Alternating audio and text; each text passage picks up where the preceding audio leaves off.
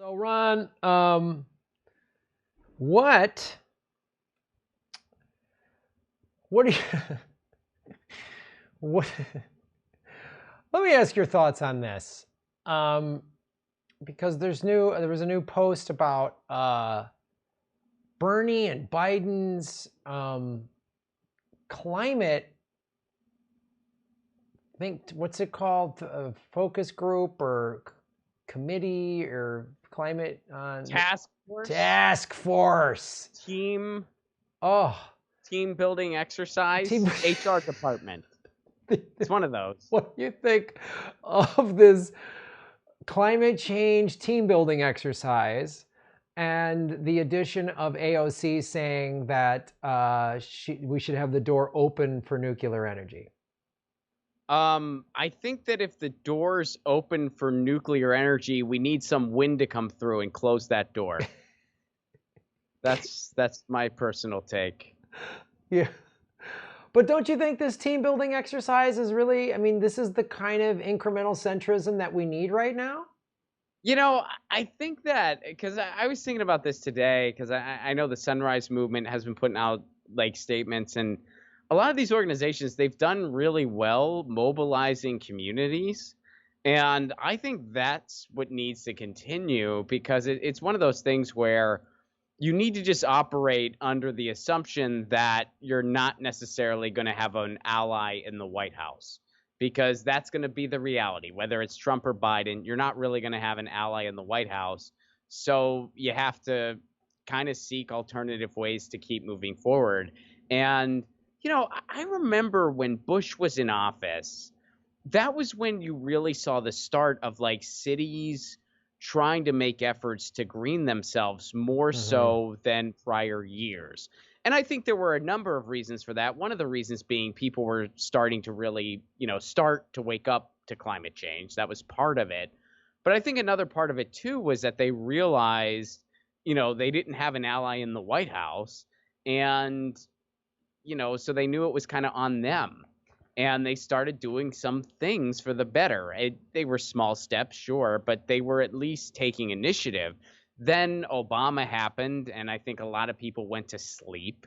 Then Trump happened, and instead of kind of rekindling that initiative, people were just so focused on, oh man, Trump, it's so crazy, Trump, that they kind of forgot to kind of organize on that level instead of focusing on the fact that you don't have an ally in the White House. So I would like to see people go back to that type of mobilizing, because that's the way it's got to be, no matter who wins in November. And I think it's likely going to be Trump, but whether it's Trump or Biden, you don't have an ally in the White House. So, you got to start thinking, okay, how do we continue operating without an ally in the White House? Because we ain't going to get one.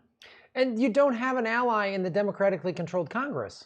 I mean, you've got the squad and Bernie, and him. I know he's in the Senate, but like Tulsi, yeah, they'll vote for better. They'll vote for better environmental policy, but they're not going to fight hard. We just saw them all lay down and endorse Biden, who literally said, "I want a middle ground on climate policy," and now is not the time for revolution. Which meaning like there's going to be little things of land that rich people can stand on, while the rest of us are underwater.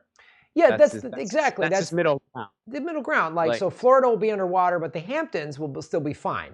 They'll still be fine, and rich people can stand there. Yeah. And they'll give you thoughts and prayers from safety. Yeah. As they get up in Elon Musk's spaceship, go to their space station, that's the middle ground, was they'll let some of us look at their space station while we can wave until we're engulfed by all the water. Yeah. And like Nancy Pelosi will wave back and be like, "Sorry, I wish I could help you," while she's eating ice cream.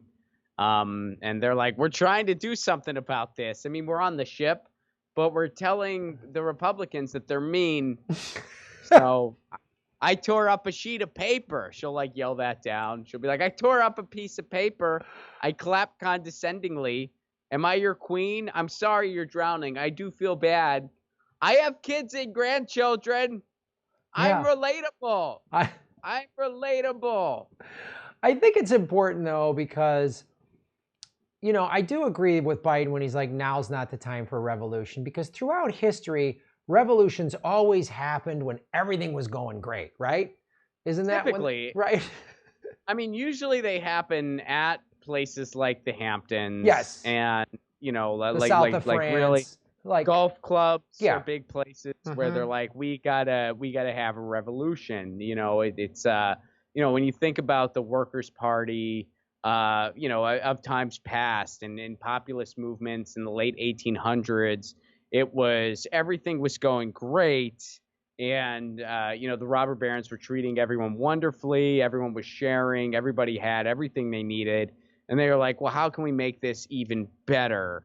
And that's how, you know, those types of revolutions happened and stuff like that. And, you know, even FDR, like everything was going great. And he came in and he's like, hey, Social Security would make things even better.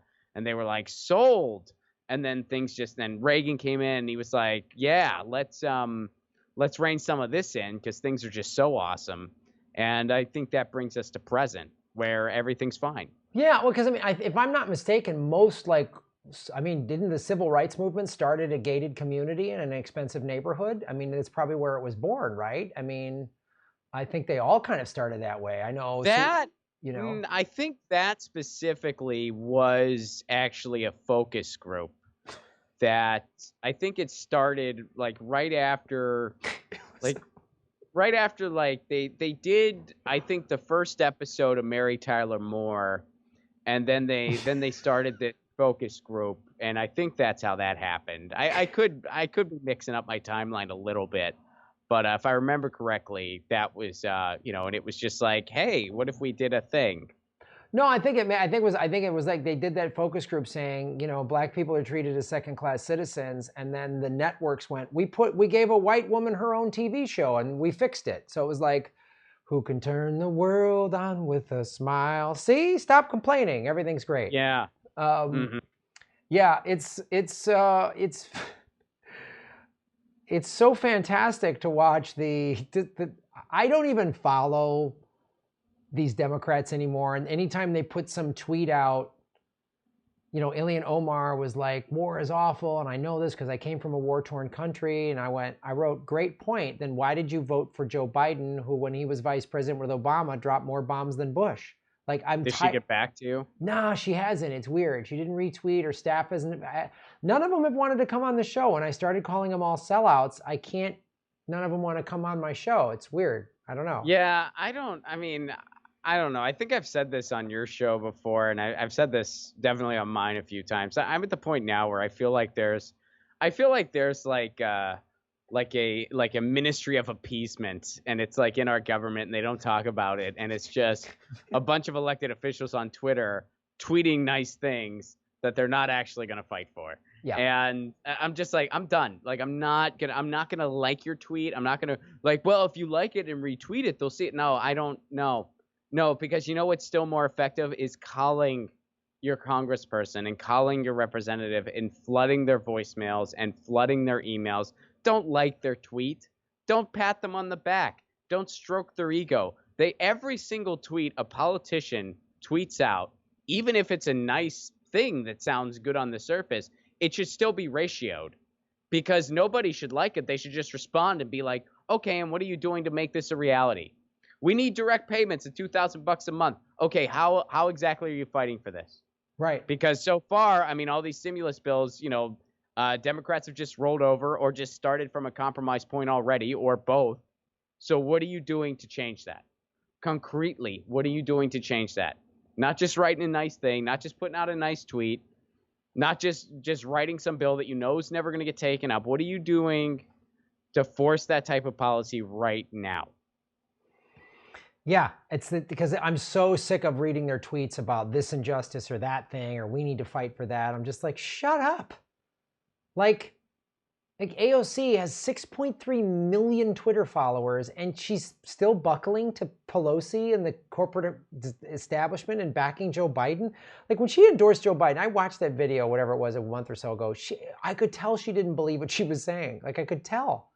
She she didn't believe what she was saying. She was just thinking she had to and was trying to rationalize it in her head. Well, I'll get a cabinet post, or maybe they'll let me run for president, or.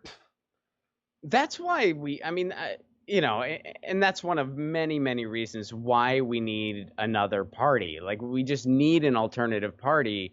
So there's not this like groupthink mentality of like, well, if I'm in the Democratic Party, even though it's a quote unquote wide tent that's not very welcoming to actual progressives, it's really just a right-wing centrist at best party. But like, well, if a Democrat's in the White House, even though they're really opposed to all of my ideas, at least I'll get to quote unquote go to work if a Democrat's in the White House. If we had an actual alternative party that had a true platform and had people that were behind that platform, then, you know, you would be able to break that kind of mentality where it's like, you know what, I'm fighting against whoever's in the White House, and this is what I'm fighting for. Yeah. They're not, yeah, none of them are fighting for us. It's like, none of them are fighting for us. Hey, everybody, like, share, and subscribe. Hit the bell notification button and the subscribe button, even if you've done it before, because they're unsubscribing, many of you, every day. Watch the ads all the way through. If you click skip ad, I don't get paid. Also, support us at patreon.com/GrahamElwood or rockfin.com/GrahamElwood. Rockfin.com is a blockchain cryptocurrency platform. All my videos are on Rockfin ad-free. Thanks for watching.